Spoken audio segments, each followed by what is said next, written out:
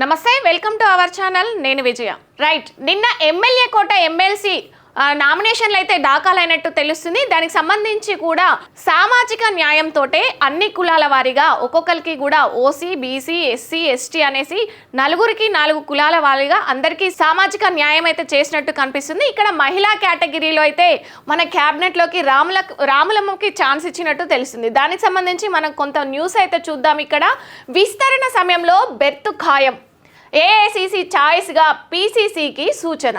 రాష్ట్ర నేతల్లో భిన్నాభిప్రాయాలు ఉన్నప్పటికీ ఉద్యమకారిణిగా పార్టీకే మైలేజ్ టాక్. ఉద్యమకారిణిగా తల్లి తెలంగాణ అనే పార్టీ పెట్టి తన సొంతంగా తెలంగాణ కోసం కొట్లాడిన రోజులైతే ఉన్నాయి. తను ప్రజల్లోకి వెళ్ళి కొట్లాడింది తన సొంతంగా ఎవరు కూడా చేయలేదు ఆ సమయంలో. సో తనకు ఉద్యమకారిణిగా గుర్తించి అయితే తనకి మహిళా కేటగిరీలో ఈ సీట్ ఇచ్చినట్టయితే తెలుస్తుంది. మనకి ఇక్కడ కేసీఆర్ కేటీఆర్ హరీష్ రావుకు కౌంటర్గా 2-3 రోజుల్లో ఆమె ఢిల్లీకి వెళ్ళనున్నారు. సోనియా గాంధీతో భేటీ అయ్యే ఛాన్స్ ఉంది. సో దీనికి సంబంధించి అయితే ఢిల్లీకి వెళ్ళి సోనియా గాంధీతో భేటీ అయ్యే ఛాన్స్ ఉందన్నట్టుగా మనకి ఇక్కడ కనిపిస్తుంది. రైట్, మనం ఇక్కడ చూసుకున్నట్టయితే కూడా కొంత న్యూస్ అయితే చూడొచ్చు. విజయశాంతి రాష్ట్ర మంత్రివర్గంలోకి రానున్నారా? విస్తరణ సమయంలో ఆమెను ఆ అవకాశం వరించనున్నదా? ఏఐసిసి కోటాలో ఆమెకు బెర్తు ఖాయమైనట్లేనా? తెలంగాణ రాష్ట్ర సాధన ఉద్యమకారినిగా ఆమెకు గుర్తింపు పార్టీకి మైలేజ్గా మారనున్నదా? ఆమెకు మంత్రిగా అవకాశం ఇవ్వాలన్నది సోనియా గాంధీ నిర్ణయమా? రాష్ట్ర నేతల్లో ఎలాంటి అభిప్రాయం ఉన్నా క్యాబినెట్లో చోటు అనివార్యమా? ఇలాంటి చర్చ పార్టీలో మొదలైంది. ప్రస్తుతం మంత్రివర్గంలో ఉద్యమకారులుగా పొన్నం ప్రభాకర్, కోమటిరెడ్డి వెంకటరెడ్డి లాంటి కొందరు ఉన్నా దాన్ని హైలైట్ చేసుకునే పరిస్థితి లేకపోవడంతో విజయశాంతి ద్వారానే ఇది ఉద్యమకారునిగా ఆమెకు ఒక పేరుంది కాబట్టి సో తనకి సీట్ ఇచ్చినట్టయితే తెలుస్తుంది. మరిన్ని వివరాలు అయితే ఇంకో పేజీలో ఉన్నాయి, చూద్దాం. ఇక్కడ మనం చూసుకున్నట్లయితే క్యాబినెట్లోకి రాములమ్మ అయితే ఆ వెలితిని భర్తీ చేయాలని ఏఐసిసిని ఉద్దేశంగా కనిపిస్తున్నది.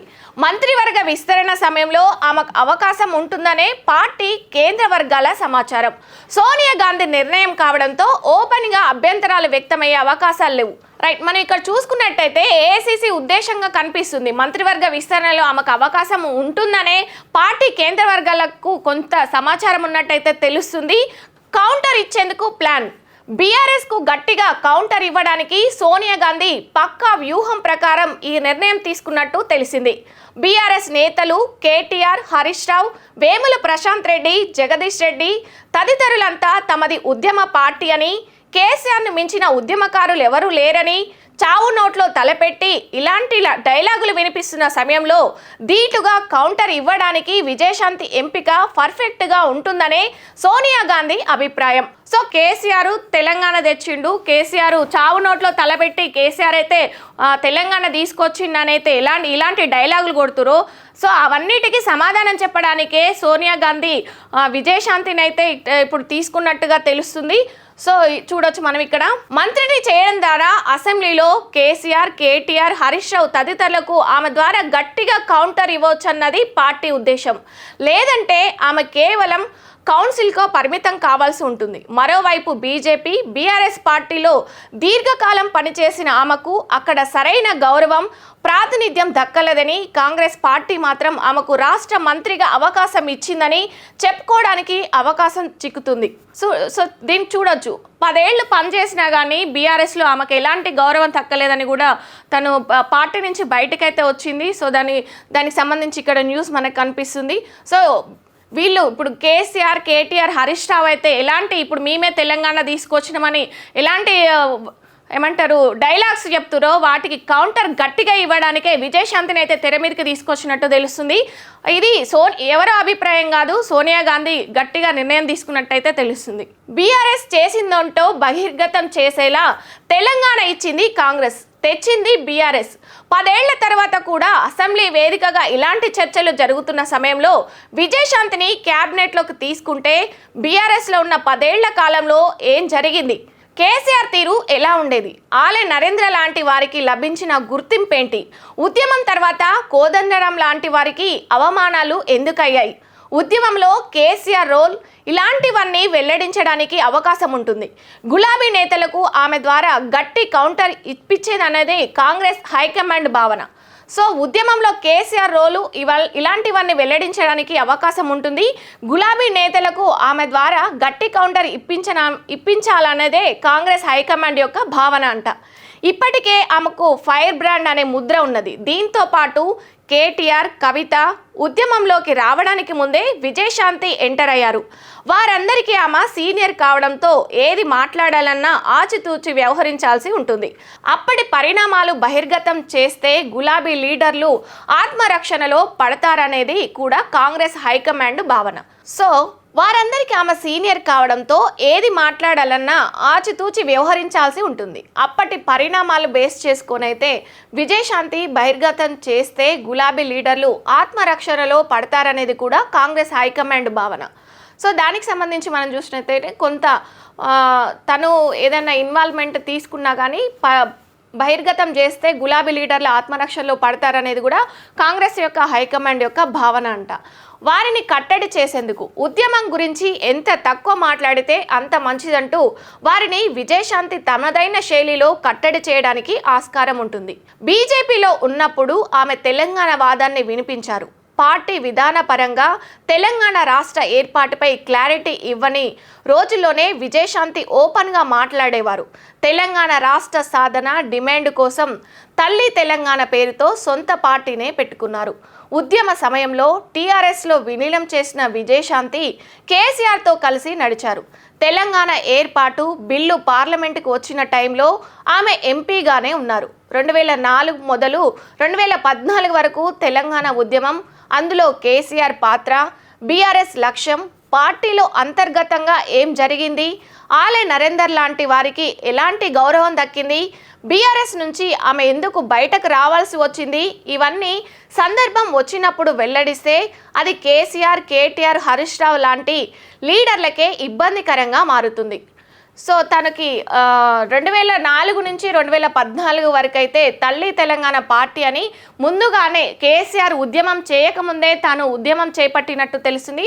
తర్వాత కేసీఆర్ తెలంగాణ కోసం ఉద్యమం చేపట్టి ఆ పార్టీలో అయితే తన పార్టీని తల్లి తెలంగాణ పార్టీని బీఆర్ఎస్ పార్టీలో విలీనం చేసిన తర్వాత విజయశాంతి అయితే తెలంగాణ బీఆర్ఎస్ నుంచి మళ్ళీ బయటకు వచ్చినట్టయితే ఇక్కడ తెలుస్తుంది. పార్టీలో ఏం జరిగిందనే ఇలాంటివైతే ఇంకా బహిర్గతం కాలేదని ఇక్కడ మనకు తెలుస్తుంది. ఇవన్నీ సందర్భం వచ్చినప్పుడు వెళ్ళదీస్తే అది కేసీఆర్, కేటీఆర్, హరీష్ రావు లాంటి లీడర్లకే ఇబ్బందికరంగా మారుతుంది. సో తను ఇంకా ఏం చెప్పలేదు బయటకైతే ఏంటనేది, అది ఇక్కడ ఇబ్బందికరంగా మారుతుందని అయితే మనకి ఇక్కడ ఇచ్చారు. మంత్రిని చేస్తే పార్టీకే మైలేజ్. వీటన్నిటిని దృష్టిలో పెట్టుకొని సోనియా గాంధీ స్వయంగా చొరవ తీసుకొని ఆమెను రాష్ట్ర మంత్రివర్గంలోకి తీసుకునేలా ఏఐసిసి ద్వారా పిసిసికి చెప్పినట్లు సమాచారం. అన్ని విధాలుగాను ఆమెను మంత్రిని చేయడం ద్వారా పార్టీకి మైలేజ్ వస్తుందని ఏకకాలంలో బీఆర్ఎస్, బీజేపీ సభ్యులకు గట్టిగా కౌంటర్ ఇప్పించనున్నది సోనియా గాంధీ అభిప్రాయమని ఏఐసిసి వర్గాల ద్వారా తెలిసింది. అయితే తను ఇప్పుడు ఎమ్మెల్సీగానే కాదు మంత్రిగా తీసుకుంటే బీఆర్ఎస్, బీజేపీలకు గట్టి కౌంటర్గా ఆమె మాట్లాడే ఛాన్స్ అయితే ఉంది. తను మొదటి నుంచే ఉద్యమకారురాలు కాబట్టి వాళ్ళకి గట్టి సమాధానం అయితే చెప్తారని సోనియా గాంధీ అభిప్రాయం అంట. సో దాని ఏఐసిసి ద్వారా పిసిసికి అయితే తెలిపినట్టు తెలుస్తుంది. ఇక్కడ మనకి ఎమ్మెల్సీగా అవకాశం ఇచ్చినందుకు ప్రత్యేకంగా 2-3 రోజుల్లో సోనియా గాంధీని కలిసే అవకాశం ఉన్నది. చివరి నిమిషం వరకు ఆమె పేరు తెర మీదకు రాకపోయినా అనూహ్యంగా అభ్యర్థిగా ఖరారు కావడంతో హైకమాండ్ సెలక్షనే అని చర్చలు గాంధీ భవన్లో జరిగాయి.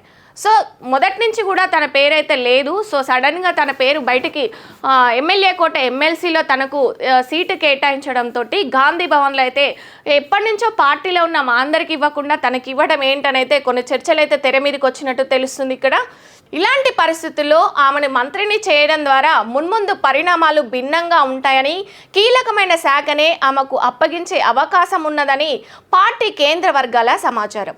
మంత్రివర్గ విస్తరణ సమయానికి సస్పెన్స్ వీడనుంది. సో ఇప్పుడైతే తనకు ఎమ్మెల్సీ అయితే ఇచ్చిరు, ఇక మంత్రి పదవి కూడా ఇచ్చే అవకాశాలు ఉన్నట్టయితే కొంతవరకు సమాచారం మనకి ఇక్కడ ఉంది. మంత్రివర్గ విస్తరణ సమయానికి ఈ సస్పెన్స్ అయితే వీడనుంది. ఆమెకు ఎప్పుడైతే మంత్రి పదవి ఇస్తారో అప్పుడు ఈ సస్పెన్స్ అయితే తీరనుంది. దీనికి సంబంధించి సంబంధించి గాంధీ భవన్లో అయితే చర్చలు అయితే కొనసాగుతున్నాయి. ఈ రాములమ్మ పేరు సడన్గా తెరపైకి తీసుకొచ్చారు. ఇన్ని రోజుల నుంచి అసలు చర్చల్లో లేదు, తనకి ఇస్తారని కూడా ఎవరు ఊహించలేదు. సో సడన్గా ఇదైతే రాష్ట్ర ప్రభుత్వం కాంగ్రెస్ ఢిల్లీకి వెళ్ళి సోనియా గాంధీ దగ్గరే తను సోనియా గాంధీ డిసిషనే అనే చెప్పేసి అయితే ఇది పార్టీలో జరుగుతున్న చర్చలు అనమాట. సో దీనికి సంబంధించి చూడొచ్చు. ఇక ఎమ్మెల్సీగా ఉన్న రాములమ్మ క్యాబినెట్లోకి వెళ్ళనుందా అనేది అయితే ఇక్కడ మనకు తెలుస్తుంది. చూడాలి మరి. ఇంకా మంత్రివర్గ విస్తరణ సమయానికి తనకి ఒకవేళ మంత్రి పదవి ఇస్తే మాత్రం బీఆర్ఎస్ బీజేపీకి గట్టి ఉద్యమకారురాలిగా, గట్టి సమాధానం ఇచ్చే ఉద్యమకారురాలిగా అయితే విజయశాంతి అయితే క్యాబినెట్లో ఉండనున్నది. దీనికి సంబంధించి అయితే మనం ఇక్కడ చూడాలి మరి ఇక తనకి మంత్రి పదవి ఇస్తారా ఇవ్వరా అనేది. సో ఇలాంటి పరిస్థితుల్లో అయితే తనకు మంత్రి పదవి ఇవ్వడం వల్ల ఇప్పుడైతే తన వాయిస్ రేస్ చేసి బీజేపీకి బీఆర్ఎస్కి గట్టిగా కౌంటర్ ఇచ్చేటట్టు మాట్లాడే వ్యక్తి విజయశాంతి అంటూ సోనియా గాంధీ అయితే డిసిషన్ తీసుకున్నట్టుగానే తెలుస్తుంది. అలాంటి వార్తలే మనకు వస్తున్నాయి. చూద్దాం మరి. తను మాత్రం మంత్రిగా వస్తే మునుముందు పరిణామాలు ఎలా ఉంటాయో చూడాలి ఇంకా.